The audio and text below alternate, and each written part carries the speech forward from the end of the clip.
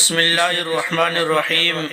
محترم سامعین حضرات، آج ہم اس ویڈیو میں یہ بتلائیں گے، یہ ذکر کریں گے کہ جس کا دل نماز میں نہ لگتا ہو وہ کیا کرے۔ اگر کسی کا دل نماز اور وہ اذکار وغیرہ میں نہ لگے، اگر کسی کا دل نماز پڑھنے میں اور اللہ کا ذکر کرنے میں نہ لگے تو اس کو کیا کرنا چاہیے؟ ایک شخص صوم و صلات کا، نماز اور روزے کا بہت پابند، خوف خدا بھی اس کے دل میں تھا۔ اب اس کی یہ کیفیت، یہ کنڈیشن ختم ہو گئی تو اس کو کیا عمل کرنا چاہیے؟ آج ہم اس ویڈیو میں اس کے بارے میں بتلائیں گے۔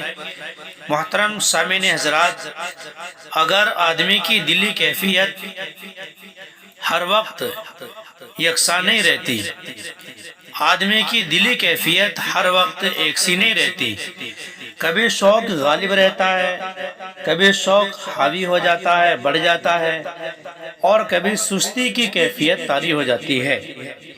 اس لیے جب عبادات کا شوق غالب ہو، جب عبادت کرنے کا شوق حاوی ہو تو زیادہ سے زیادہ اللہ کا شکر ادا کرے، اور جب سستی و کاہلی کی کیفیت ہو تو جی لگا کر استغفار کیا کرے، اور اپنے گناہوں کو یاد کر کے ان سے توبہ کرے، اور ہمت سے کام لے کر اپنے کسی بھی معمول کو ترک نہ ہونے دے، تو انشاءاللہ جلد ہی یہ کیفیت، یہ کنڈیشن ختم ہو جائے گی۔ جس کا دل نماز میں نہ لگتا ہو وہ یہ کام کرے۔ آدمی کی دلی کیفیت جو ہوتی ہے وہ ہمیشہ یکساں نہیں رہتی، یکسی نہیں رہتی، کبھی شوق غالب رہتا ہے، کبھی شوق بڑھ جاتا ہے، حاوی رہتا ہے، اور کبھی سستی کی کیفیت کنڈیشن طاری ہو جاتی ہے۔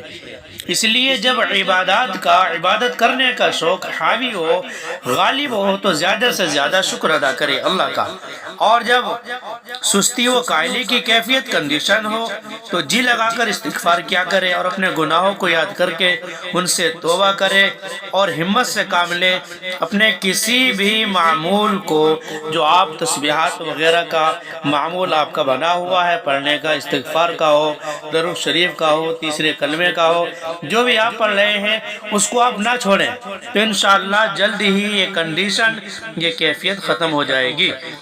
محترم سامعین حضرات، ہماری ویڈیو پسند آئے، اچھی لگے، لائک، شیئر اور کمنٹ کریں۔ اگر آپ نئے اسلامک ویڈیو کے لیے ہمارے چینل کو سبسکرائب ضرور کر لیں، اور بیل آئیکن کا بٹن ضرور دبائیں تاکہ ہماری ہر نئی ویڈیو کا نوٹیفیکیشن آپ تک پہنچ سکے۔